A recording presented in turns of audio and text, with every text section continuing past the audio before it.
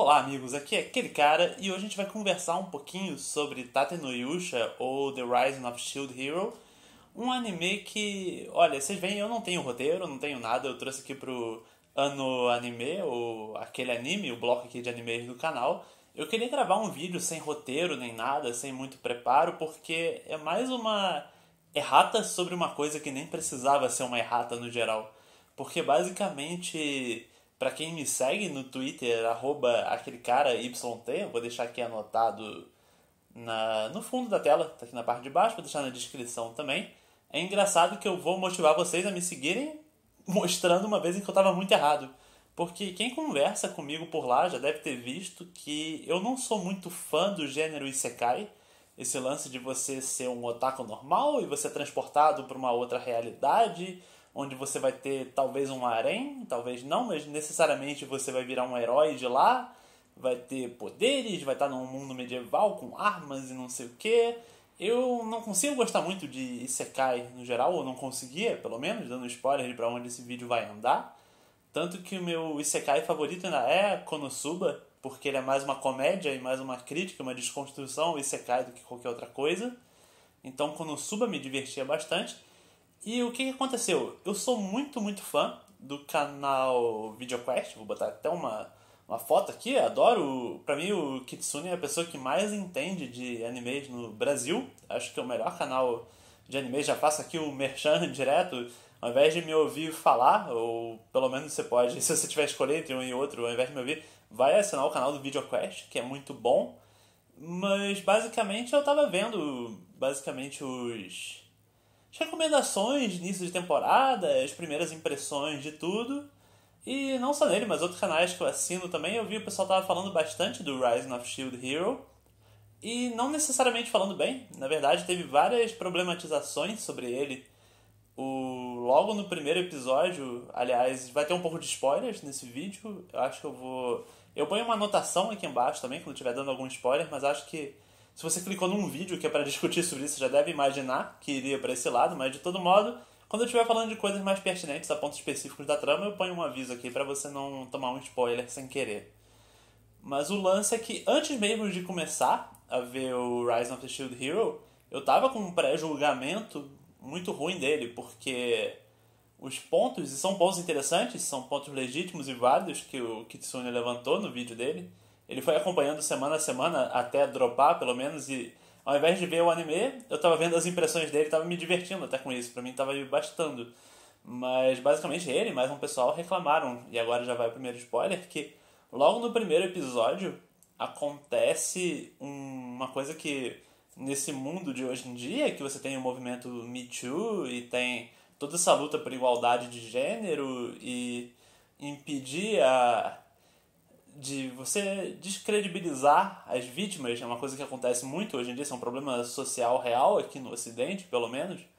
Mas o anime ele mexe num tabu logo de cara, porque ele coloca como parte do seu primeiro episódio o nosso herói ele é acusado falsamente de ter cometido um estupro. Então é realmente um assunto bem polêmico, bem pesado. E eu entendo talvez as pessoas que têm uma sensibilidade maior a esse problema específico, talvez fiquem bem incomodadas de ver um anime tratar disso. Mas a verdade é que pra mim eu achei que foi um artifício muito bom da história. Ele serve pra pintar como uma vilã bem caricata, que ela é, no caso. Eu teria um problema maior com Rising of the Shield Hero se o fato da mulher que faz isso, de acusar falsamente, se ela fosse a heroína, se ela fosse premiada por isso, se fosse um artifício para você ter simpatia por ela, mas é justamente o contrário. O anime ele te mostra que é muito errado fazer isso e que é uma coisa de vilão distorcer a narrativa. Então eu não acusaria os produtores do anime, o mangaka, o que for de... Aliás, eu nem sei se é uma light novel ou um mangá, eu ponho aqui uma errata qualquer coisa também, mas de todo modo, os criadores do anime não podem ser muito acusados de puramente por tocar nesse assunto, porque nenhum assunto tem que ser banido, ser um tabu, ser censurado. Eles trataram, não vou dizer que foi com sutileza, mas foi com a correção necessária, que foi de mostrar que quem faz uma coisa dessas é obviamente o vilão da história, não é pra você torcer nem gostar dela. Pelo contrário, você tem que ficar firmemente contra essa personagem e o anime faz um bom trabalho nisso. E claro, logo na sequência ele continua com algumas coisas um pouco mais controversas já no segundo episódio, e quando você põe no papel, eu acho esse ponto engraçado mesmo, quando você fala, o nosso herói, ele é dono de escrava. Então, realmente, como você passa pano por uma coisa dessas quando você coloca assim no papel? Então, realmente tem coisas pra se pensar, mas, de novo, eu acho que se você vê o anime pelo que ele é, pela história que ele tá contando, pela mensagem que ele quer passar, as alegorias, metáforas que ele trabalha, porque no caso a escrava que ele compra é a Raftalia, e eu diria que a Raftalia é a personagem mais legal desse anime, disparado pra mim. Vocês viram, eu já fiz uma análise dessa temporada que acabou, do começo do ano, agora a gente tá começando a segunda temporada de animes, mas eu vi o Promised Neverland e botei uma análise aqui no canal, e eu tô gostando bem mais do Tate no Yusha do que eu tava gostando de Promised Neverland. Se você pegar os 12 primeiros episódios pra fazer uma comparação mais justa, eu até botaria o Rise of the Shield Hero como meu anime favorito desse começo de 2019. Justamente porque a Raftalia é uma personagem muito bem trabalhada, você querer limitar ela a uma personagem feminina que é submissa porque ela é uma escrava, isso é fazer um desserviço pro que está acontecendo na tela. A Raftalia é muito mais do que isso. Eu diria até que se você somar, você tem os 4 heróis que são summonados para esse mundo, tem o rei, tem os coadjuvantes que passam por aqui e por ali, mas entre todos que apareceram no Rise of the Shield Hero, pelo menos nos 12 primeiros episódios, sem dúvida nenhuma que a Raftalia é a personagem mais interessante, que tem um arco de crescimento mais legal, que tem um complemento legal na relação entre ela e o protagonista, como eles mesmos se definem em diálogos, conversas que eles têm bem significativas entre si, sobre como ela será a espada que vai lutar por ele, e ele, apesar de estar todo calejado e cicatrizado, vai descobrindo, muito por causa dela e através dela, que é a construção de confiança. Ele só começa a ganhar confiança no mundo porque uma pessoa, uma demi-humana no caso, que é a Raftalia, começa a acreditar nele. Isso permite que o nosso herói vá podendo acreditar no mundo também. Então a Raftalia é a parte central dessa história. Querer limitar a personagem ao rótulo de que só porque ela era uma escrava e inicialmente o herói vai e compra ela de um comerciante de escravos, realmente é verdade que isso acontece, mas você limitar o anime a isso, eu acho que é muito contraprodutivo e até, de novo, uma injustiça a uma personagem feminina muito interessante e bem trabalhada. Então eu tô aqui, pra mim, a Raftalia foi a grande personagem desse começo de 2019 nos animes. Eu gosto muito dela como design, como personalidade, como conceito, sobre como é um romance legal também, é bem shippável pra quem gosta disso, sem dúvida nenhuma. Tem além da aventura, da magia, da ação, é muito bem animado o Rise of the Shield Hero também. Tem uma abertura legal, os confrontos são legais durante o anime também. Então, se você gosta, o aspecto técnico dele já é muito bom, com música, com imagem, com direção. Acho que as soluções visuais, não são brilhantes, mas são competentes o suficiente para você conseguir se divertir vendo. Então, o que eu quero dizer, justamente o motivo desse vídeo existir, é que às vezes, na ânsia de ficar problematizando e pensando demais nas coisas, vale pra não só anime, vale pra... Tá bom. Eu ia falar política, mas política, na verdade, é até bom você problematizar demais, porque no máximo você vai estar atingindo os poderosos. Isso tudo bem, mas não vamos entrar nisso, isso a gente deixa em debate no geral. Mas o que eu quero dizer, entretenimento em particular. Vamos focar bem em videogame, anime, cinema, essas coisas que são um pouco mais fúteis por natureza. Claro que nada é apolítico, mas existe uma função para o escapismo no geral. É você poder chegar em casa, ligar a TV, ligar o computador, se divertir com alguma coisa. Eu acho que às vezes se você começa a pensar muito sobre elas, você acaba escapando do propósito original dessas coisas. Eu não quero de forma alguma fazer um incentivo à alienação aqui, mas eu acho que às vezes um anime é só um anime, se isso for possível de fazer sentido. Você não precisa procurar significados muito maiores, às vezes o anime não queria passar nada disso, a mensagem dele não é sobre isso, mas você começa a projetar problemas que você tem com o mundo real em cima de uma obra de ficção.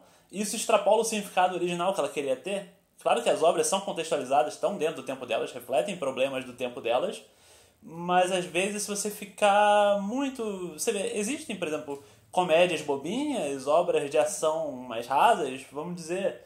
Eu adoro tantos filmes, por exemplo, eu me diverti pra caramba vendo o trailer desse Velozes e Furiosos novos, que tem o Jason Statham e o The Rock. Eu não acho que esse filme é um grande atestado político, não é pra você pensar demais sobre o mundo vendo Velozes e Furiosos ou o filme do Bumblebee, que eu gostei pra caramba também, não é? Às vezes é só uma coisa pra você ver e se divertir. E eu acho que o Rise of the Shield Hero, se você encarar nesse sentido, se você puder, ao menos durante os 20 minutos de cada episódio, não fechar os olhos, porque assim que acaba o episódio você volta ao mundo real e volta a lidar com as consequências dele, mas você pode se permitir se divertir com uma obra, ver a obra pelo que ela é e não projetar significados muito além do que ela está querendo passar. E aí você vai ver uma história bem... não vou... Isso quer dizer, o trunfo do anime é quase ser medíocre, porque ele não vai fazer coisas muito fora da caixinha, muito brilhantes. Ele é um anime que tem uma ação medieval legal, é um isekai muito competente no que ele faz. Tem personagens carismáticos, os vilões são bem odiáveis mesmo, como tem que ser. Você torce pelo herói, você odeia quem trata ele mal, você torce pelo casal principal. E às vezes, se você estiver só buscando isso, você vai acabar se divertindo bastante. E eu tô me divertindo vendo, eu tô quase... Agora ele tá... Quando eu tô gravando isso aqui, ele tá no episódio 15, se eu não me engano. Então eu tô uns 2 ou 3 episódios dele. Acho que já deu pra... Por isso que eu falei do Promised Neverland, de você comparar os primeiros 12 com os 12 e tal. Promised Neverland teve tantos altos e baixos. Eu achei o Rise of the Shield Hero mais constante. Achei que ele contextualiza bem as partes dark do universo dele. Depois ele trabalha bem em comédia também. Tá sendo bem divertido de ver. Eu... Provavelmente nessa temporada agora eu vou ficar focando mais minha atenção nele, no Shingeki no Kyojin, que vai voltar agora pra segunda metade da terceira temporada. Eu não sei se vai chamar de quarta temporada, mas acho que é a segunda metade da terceira. De todo modo, tá sendo uma ação, comédia e desenvolvimento de personagem bem interessante. Então eu queria fazer esse vídeo para conversar com vocês, levantar um pouco desse debate sobre se vocês acham que questões e problematizações são bastante para destruir a diversão que você poderia tirar de uma obra ou torná-la muito ruim, ou se vale a pena mergulhar um pouco nesse escapismo, que eu defenderia isso um pouco aqui, até porque você abre um noticiário hoje em dia, você vai, se você não tiver um pouco de consolo, seja na ficção, qualquer diversão que você tenha, você entra em parafuso, você pira, você só fica vendo desgraça no jornal, televisão, internet, tudo te passando a pior realidade possível. Então eu dou esse valor pro escapismo e às vezes eu gosto que o escapismo me traga puramente só isso. Então vamos lá, fica aberto o debate aqui nos comentários. Se você discorda completamente de mim, tudo bem, respeite seu ponto de vista, mas na minha opinião eu achei Rise of the Shield Hero muito divertido e queria fazer esse vídeo não só para me retratar por ter julgado o anime antes de ter visto, ter comprado todo o barulho. Existem argumentos muito bons, tem muitas... É válido problematizar, até porque isso evolui a mídia como um todo, evolui a gente como pessoas, trocar uma ideia, mas acho que isso pode coexistir tranquilamente com a diversão de ver um anime. Então eu mantenho minha recomendação, eu gostei bastante de Rise of the Shield Hero, vou continuar vendo ele, não caiu o nível nem nada, e se bobear quando fechar a temporada eu faço um review dela completa também. Até lá, quero saber o que vocês acharam, registra aqui nos comentários. Se você gostou desse vídeo, deixa um joinha, compartilha com seus amigos, assina o canal, essa coisa toda. E a gente se vê no próximo vídeo sobre animes. Aquele abraço e até a próxima!